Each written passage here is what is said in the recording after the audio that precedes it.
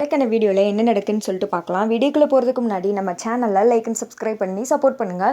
Video வந்துட்டு நல்ல இன்ட்ரெஸ்டிங்காகவே போய்கிட்டு இருக்கு. ஃபஸ்ட்டு சீனில் வந்துட்டு அப்பா என்னப்பா இப்படிலாம் பேசுகிறீங்க, என்னதான் இருந்தாலும் நான் உங்களோட பையன் தானப்பா அப்படின்னு சொல்லிட்டு நவீன் அவங்க அப்பா கிட்டே கெஞ்சிக்கிட்டு இருக்காங்க. உடனே அவங்க அப்பா சொன்னாங்க, பையன் அதுதுன்னெலாம் நீ அன்றைக்கி என்னை ஏற்று பேசின பாரு, அப்போயே நான் உன்னை வந்துட்டு தலைமொழிக்கிட்டேன். பையன்லாம் இனிமேல் என்கிட்ட பேசிகிட்டு இருக்காத, என்ன நாங்கள் வந்துட்டு உசுரோடு இருக்கமா செத்தமா தான் இப்போ கால் பண்ணியிருப்பேன், ஃபோனை வை ஒழுங்கா அப்படின்னு சொல்ல, அப்பா ப்ளீஸ்ப்பா எங்களுக்கு போகிறதுக்கு வேறு இடம் இல்லைப்பா, நான் உங்களோட பையன் தானப்பா, நான் அப்போ உங்கள் வீட்டுக்கு தானப்பா வரணும், ப்ளீஸ்ப்பா அப்படின்னு சொல்லிட்டு நவீன் எவ்வளவோ எடுத்து எக்ஸ்பிளைன் பண்ணுறாங்க. ஓஹோ, இப்போ போகிறதுக்கு போக்கடை இல்லைன்னொடனையும் இந்த அம்மா அப்பா தேவைப்படுறோம், அதுக்கு முன்னாடி நான் எவ்வளோ தடவை வந்துட்டு கெஞ்சி கேட்டோம், எங்களை போனால் போதும் தானே விட்டுட்டேன், பொண்ணு தான் வேணும்னு சொல்லிட்டு ஒத்த காலில் நின்னல, நாங்கள் எப்படியெல்லாம் பொண்ணு பார்த்து உனக்கு கட்டி வைக்கிறேன்னு சொன்னோம், ஆனால் போய் அந்த பட்டிக்காட்டு பொண்ணை கட்டிக்கிட்டு இப்போது தேவைன்ற நேரத்தில் எங்களை பார்க்க வரியா, இந்த வீட்டு திக்கும் கூட காலடி எடுத்து வச்சிடாது, எங்களுக்கு நவீன் ஒரு பையன் இருந்ததே நாங்கள் மறந்துட்டோம், எனக்கு இனிமேலாம் இந்த மாதிரி கால் பண்ணிட்டு இருக்காது அப்படின்னு சொல்லிட்டு ஃபோனை கட் பண்ணிடுற. அப்பா அப்பா அப்படின்னு சொல்லிட்டு நவீன் வந்துட்டு கெஞ்சிறாரு.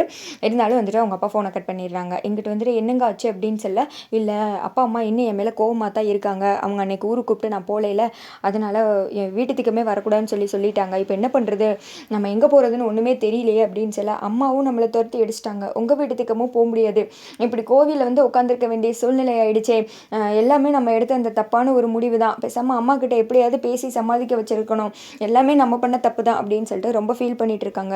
சரி விடு துர்கா, இவ்வளோ தூரம் நடந்துருச்சு, நம்ம அடுத்து என்ன பண்ணணும் அதை தான் யோசிக்கணும், இப்போ புலம்பி என்ன பண்ணுறது அப்படின்னு சொல்ல, என் அம்மா என்னை கண்டிப்பாக ஏற்றுப்பாங்கன்னு நினச்சேன், ஆனால் இவ்வளோ தூரம் என் மேலே எப்படி கோவம் வந்துச்சுன்னு எனக்கே ஒன்றும் புரியல, அம்மா ஏன் இப்படி முரண்டு பிடிக்கிறாங்களோ அப்படின்னு சொல்லிட்டு துர்கா ரொம்ப ஃபீல் பண்ணி அழுகுறாங்க.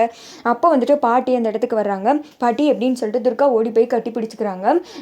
அழாத ராசாத்தி, எனக்கு எல்லாம் தெரியும், இதுக்கு இப்படி கண்கலங்கிட்டு இருக்க அப்படின்னு சொல்ல, அம்மா இப்படி பண்ணுவாங்க நான் நினச்சி பார்க்கவே இல்லை, என்னை அடியோட வேணான்னு சொல்லிட்டு ஒதுக்கிட்டாங்களே அப்படின்னு சொல்லிட்டு துர்கா ரொம்ப ஃபீல் பண்ணி அழுகுறாங்க.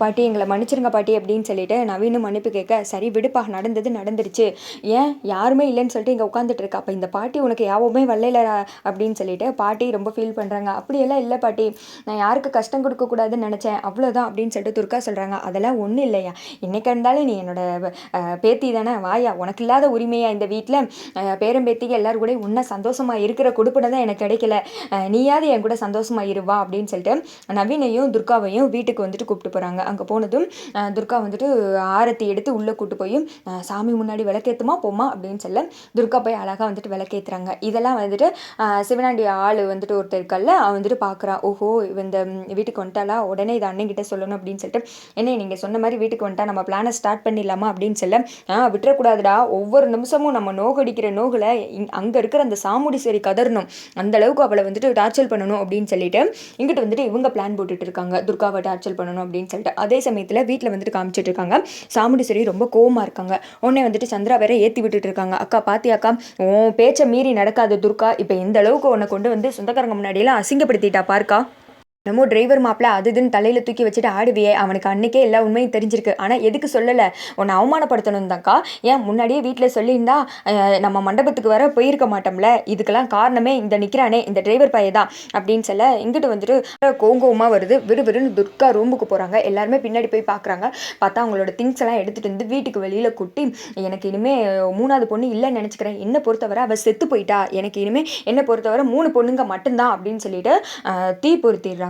அதை பார்த்தது வீட்டில் எல்லாருமே ஷாக் ஆயிடுறாங்க. ஏன் சாமுடி சரி இப்படி பண்ணுறேன், என்னதான் இருந்தாலும் அவள் நம்ம பொண்ணு அப்படின்னு சொல்லுவாங்க. ஹஸ்பண்ட் சொல்லி கோவமா வந்துட்டு, இனிமே அப்படி எனக்கு யாரும் பொண்ணு கிடையாது அப்படின்னு சொல்லிட்டு சாமுடி சரி உள்ளே போயிடுறாங்க. அப்போ சந்திரா வந்துட்டு கார்த்திகிட்ட பேசுகிறாங்க, பாத்தியா சொந்த பொண்ணு அவள் இப்படி பொய் சொன்னதுக்கே எங்கள் அக்காவுக்கு எவ்வளோ கோவம் வந்திருக்கு, இதே நிலைமை தான் நாளைக்கு உனக்கும், என் அக்காவை ஏமாற்றிட்டு இருக்கேல, கூடி சீக்கிரம் உன்னோட துணிமணி இப்படி தான் எரியும் அப்படின்னு சொல்லிட்டு அப்படியே சந்திரா நக்கலாக சவால் விட்டு போக கார்த்தி வந்துட்டு அப்படியே முறைச்ச மணிக்கே நின்று பார்க்குறாங்க. அதோட பார்த்தீங்கன்னா வீடியோ வந்துட்டு முடிஞ்சிடுது.